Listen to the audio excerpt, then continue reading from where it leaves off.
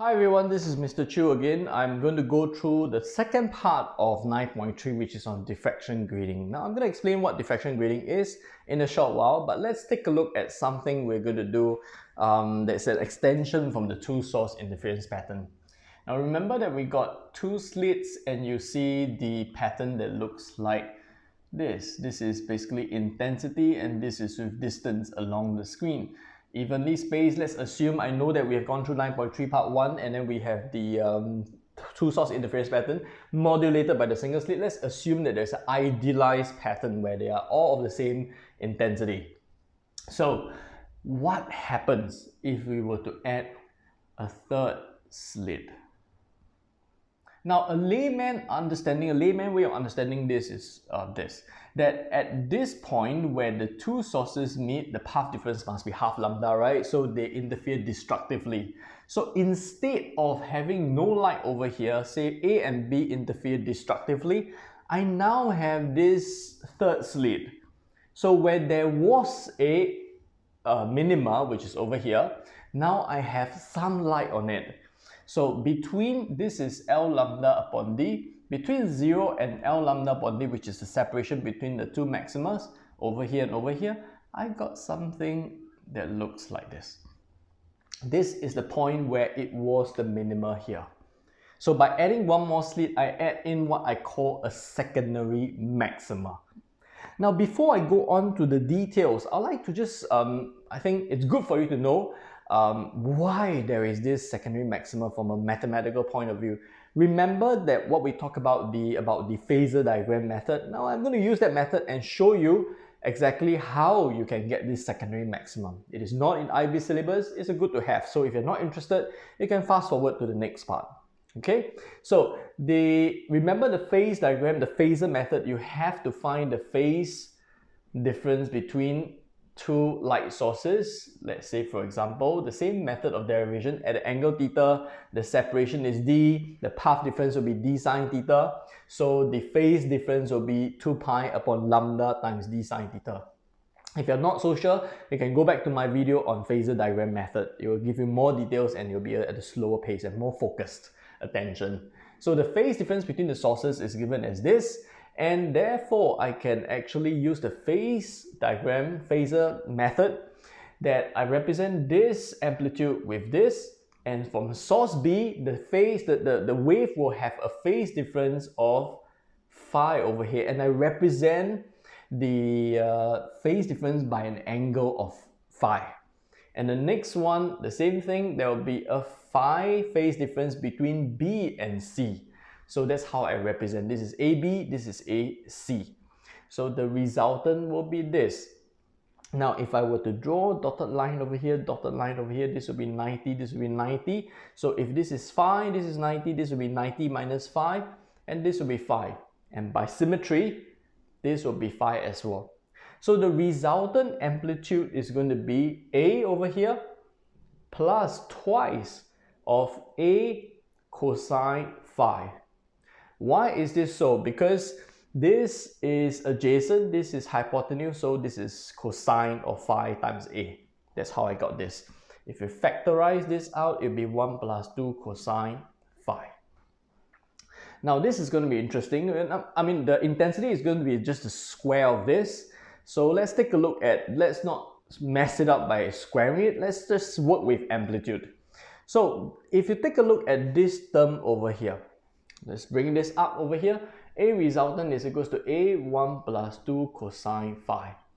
Now there are a few cases that is of interest where cosine phi is equals to 1, AR is going to be 3A. So the intensity is going to be square of this, is going to be 9 times. So that's the position here. That's the central maxima. Now the other case is where the cosine phi over here is going to be equals to minus 1. That's the part where AR will be equals to minus A. Because this is going to be minus 1, so it's minus 2. Minus 2 and then plus 1 is minus 1, so it's minus A. But it doesn't matter because when you square this, the intensity is still going to be A squared. So it's going to be I is going to be the original intensity of each wave, because each wave coming out from these sources has an amplitude of A So the intensity is proportional to A squared. So at this point where cosine phi is equals to -1, the intensity is the same as the intensity from each wave. Now, let's take a further look at when phi is equals to -1. Cosine phi is equals to -1. So if cosine phi is -1, phi must be equals to pi. Remember, we talk about phi being 2 pi upon lambda d sine theta equals to phi, cancel off. Sine theta is equals to d upon 2 lambda. Or rather, d sine theta is equals to half lambda. Now remember, what is d sine theta? It is actually the path difference. So remember what we talked about just now? Originally at this position where path difference equals to lambda upon 2, there's supposed to be 0 light, 0. But right now, because I added one more slit, the path difference is now equals to lambda upon 2, which is exactly at this position over here. Actually, there is some amplitude, there is some light over here. Alright, so this is quite interesting.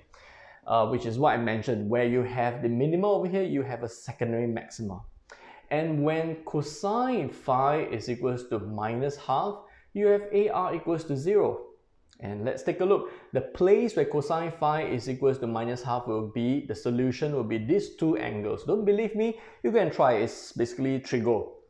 So if you work it out, 2 pi upon lambda d sine theta equals to 2 pi upon 3.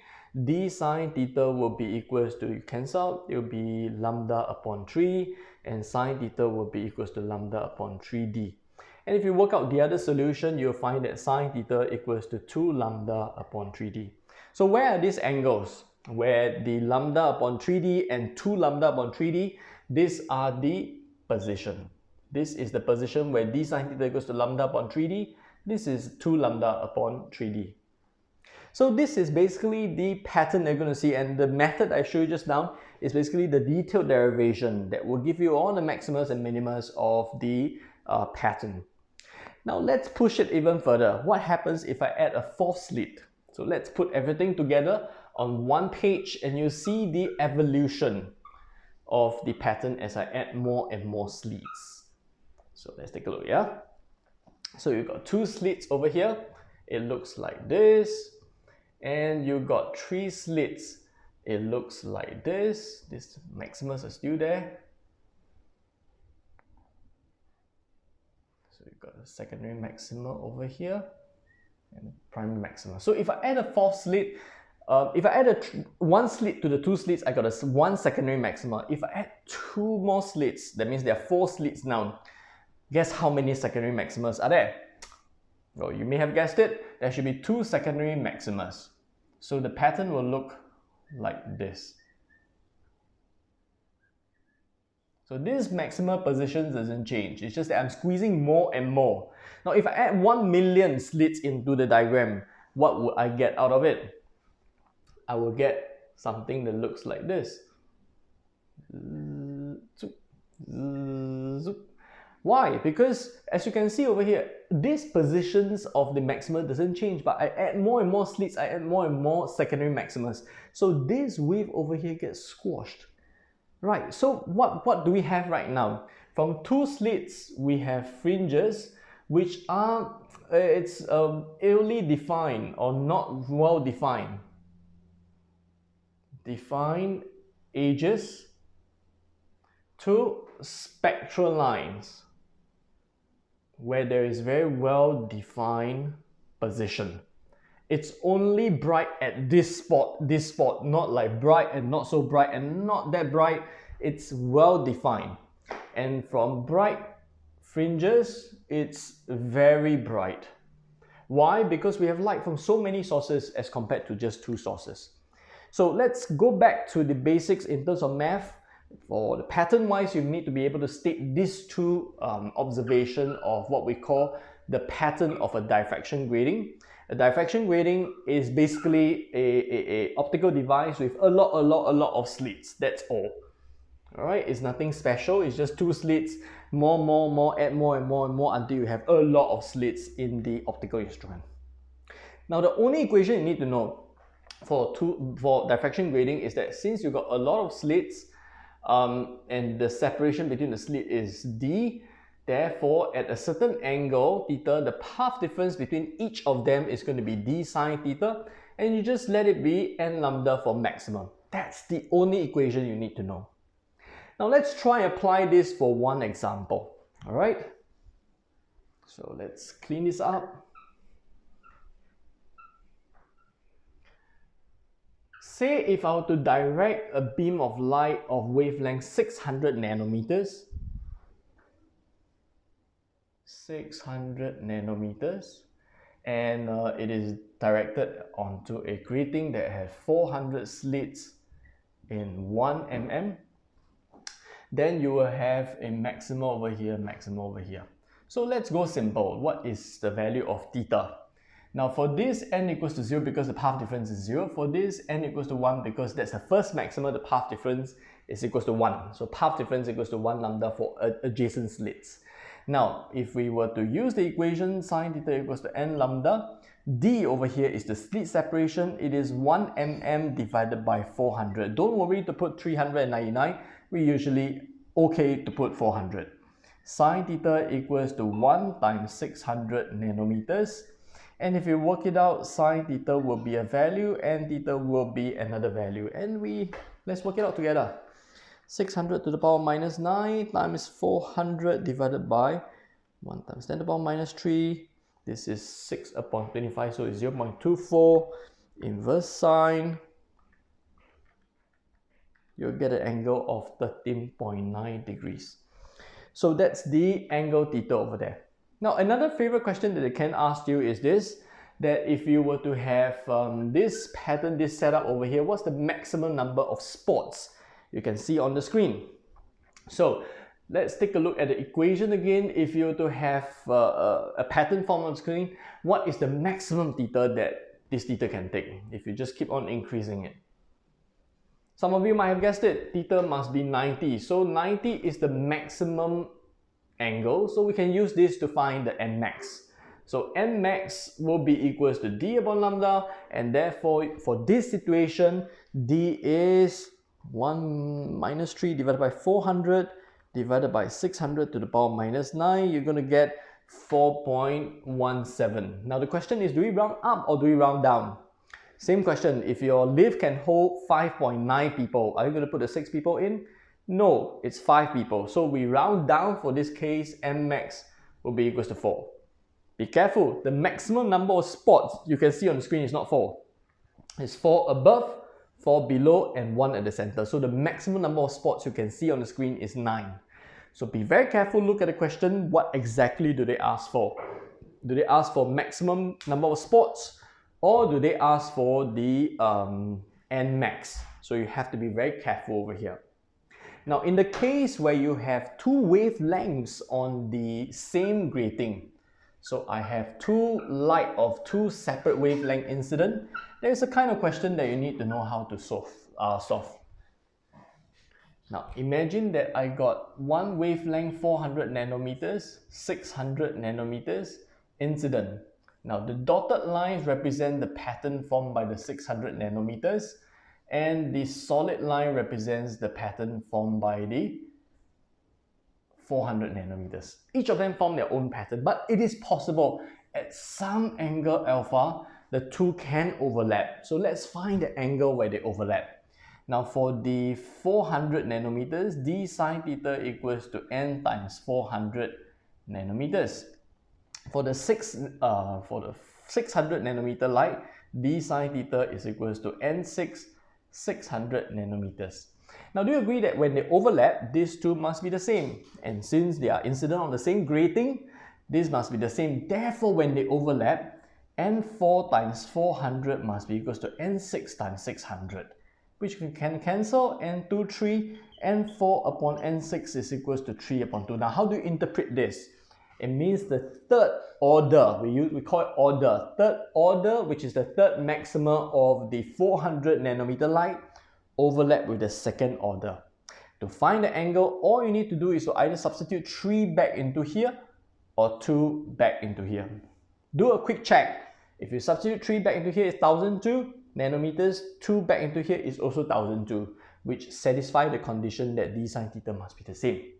So this is how you go about this. In order to find the angle where the two light overlap, you need to arrive at this. All right, so this is something very important. Now, extending a little bit further, how do you handle two light sources which have very, very close wavelengths? Now, how do you know whether you can resolve these two wavelengths when they form maximum? Because when they form maximum, say 599 nanometers and 600 nanometers, at which point can you see the two spots as two spots? Because close to the center, they might be so close that you cannot even tell two spots as two spots. So this is what we're going to go into. The equation that you need to know, the resolvence, is given as m times n equals to lambda over delta lambda. Now this lambda over here is the wavelength of any one of them. It doesn't matter whether you use 599 or 600, it usually doesn't matter. And delta lambda is the difference of the wavelength, and this is the number of slits that is illuminated. Say if you illuminate 100 slits, you put in 100 over here. M over here is the order, so it's n equals to 1, n equals to 2, n equals to 3.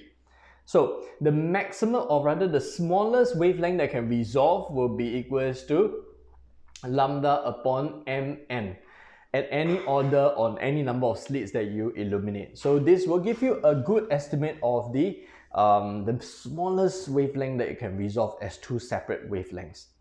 Alright, so this is one kind of question you'll be asked. This is actually in topic 9.4 if I'm not wrong. But I'm sure that you'll be interested to know how do you apply this and why is this so. So let's take a look at how we can apply this. So say for example, if I illuminate the thing at 600 nanometers and I'm looking at the second order, I illuminate 150 slits. So at this position, the minimum wavelength difference that I can resolve will be 600 nanometers divided by n equals to 2, and I illuminated 150 slits. So if you work this out, it will be 2 nanometers. So the smallest wavelength difference that I can find, that I can still see as two separate spots, will be 2 nanometers. So it's 602 or 598 nanometers. Now, as you can see, if I want to see finer details, I want to go for higher order or illuminate more slits. These are the two ways that I can go about to decrease this even further. All right. So the question is, why is this so? Why is this equation correct? Now, I will be recording another separate video to explain why this is so, the reason behind. And it is linked to many things that we've gone through just now. So if you're interested, you can look at that video. It's about resolvence. But otherwise, this is what you need to know for part 2 of 9.3, which is on diffraction grating.